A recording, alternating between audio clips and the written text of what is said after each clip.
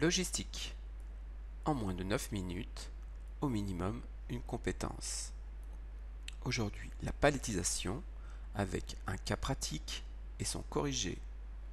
Il vous faut toujours une calculatrice, un surligneur, des feuilles de brouillon, un regard attentif sur les différents documents proposés et redoubler de vigilance lorsque cette petite animation apparaîtra.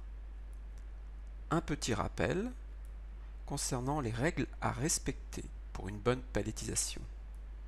Ne jamais faire de débord, assurer un croisement des colis suffisant, ne pas surcharger, respecter le centre de gravité, donc équilibrer la charge, ne pas mélanger les produits alimentaires avec les produits toxiques, etc.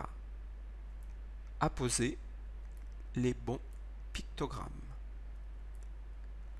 Je vous propose une petite vidéo faite par la société Antalis qui récapitule les différents accessoires permettant de protéger et de stabiliser les marchandises expédiées. Donc on retrouve les différents accessoires. Voilà, j'ai un peu accéléré la vidéo, mais vous pouvez la trouver sur le net. Quelques conseils pour palettiser. Positionnez un colis dans un angle de la palette. Positionnez ensuite les colis suivants en faisant le tour de la palette, de manière à obtenir les retraits les plus petits possibles. Changez de sens des colis si nécessaire pour éviter les débords. Une fois le mur d'enceinte constitué, complétez l'espace vide.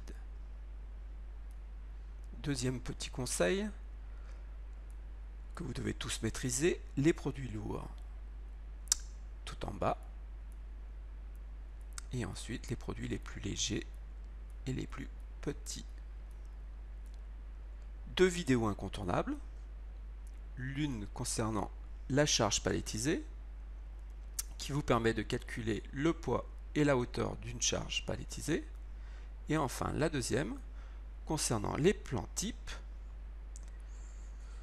elle va vous permettre de savoir lire et d'utiliser un plan type pour vos futures palettisations. Donc voilà. Donc vous pouvez cliquer sur les deux vidéos, elles sont interactives et vous basculerez immédiatement sur la vidéo correspondante. Fin du petit rappel, il va falloir vous réveiller, nous passons aux choses sérieuses, le cas pratique débute. Voici l'énoncé. Vous travaillez chez Ecodynamics, deux travaux à effectuer, un plan de palettisation et déterminer les caractéristiques des palettes à expédier.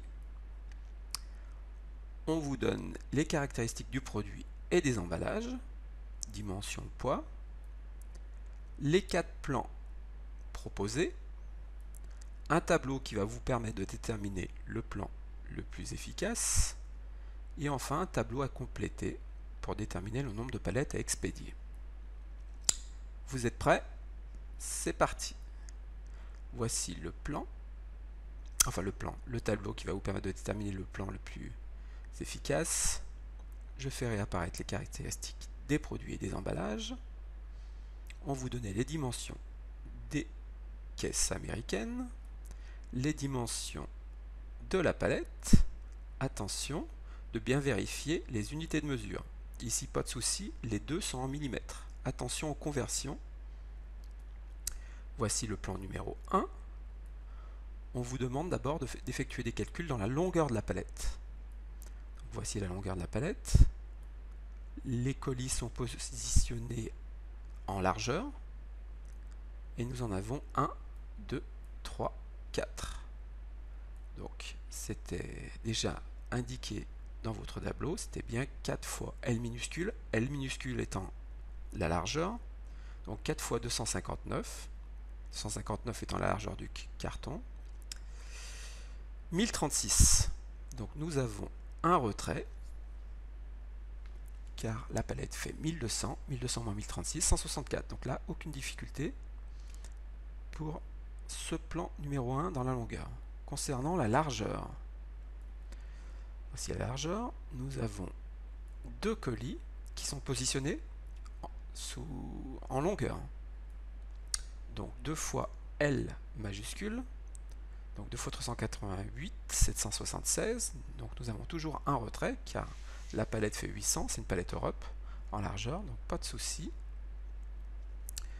pour positionner nos colis sur cette palette. Nous avons 8 colis sur cette palette. Concernant la qualité du plan, il n'est pas bon car il n'y a pas de croisement. Concernant le plan numéro 2, je vais vite parce que c'est le même principe de calcul.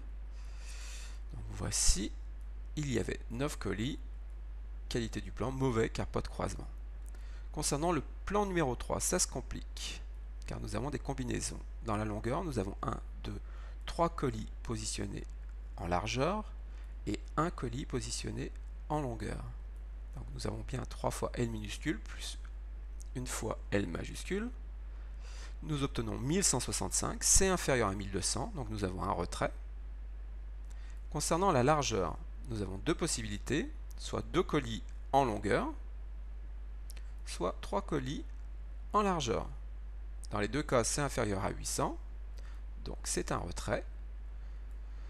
Nous avions 9 colis sur ce plan, qui est tout à fait convenable car il est croisé. Enfin, nous avons un croisement. Pour le plan numéro 4, nous avons 2 colis en longueur et 2 colis en largeur. Donc 2 fois L majuscule plus 2 fois L minuscule. On obtenait 1294, c'est supérieur à 1200, c'est donc un débord, donc on pouvait arrêter là. Le plan n'est pas bon, il y a un débord. Je vous montre quand même la suite, si jamais vous vouliez continuer. En tout cas, le plan n'était pas bon, impossible car débord. Donc nous allons sélectionner le plan numéro 3. 9 colis avec un croisement possible. Concernant le tableau à compléter, on vous demandait tout d'abord de déterminer le nombre de colis à réaliser. Donc nous avions 13 500 pièces à expédier. Donc je vais faire apparaître le petit récapitulatif des caractéristiques du produit et des emballages. On vous disait 100 pièces par carton. Donc il suffisait de diviser par 100 et on obtenait 135 colis. Concernant le nombre de colis par lit, on avait sélectionné le plan numéro 3. Il y avait donc 9 colis par lit. Pour la hauteur maximum de la charge, elle était indiquée ici, c'était 1150 mm. Attention, on vous demandait bien de la charge, pas de la charge palettisée, hein, de la charge, donc sans la hauteur de la palette. Concernant la hauteur d'un colis, c'était indiqué ici, le nombre de lits. La hauteur de la charge c'était 1150 mm, un colis fait 200 mm, une simple division et on obtenait 5 lits. Le nombre total de colis par palette. Il y a 9 colis par lit, nous avons 5 lits, il suffit de multiplier, c'est 45 colis par palette.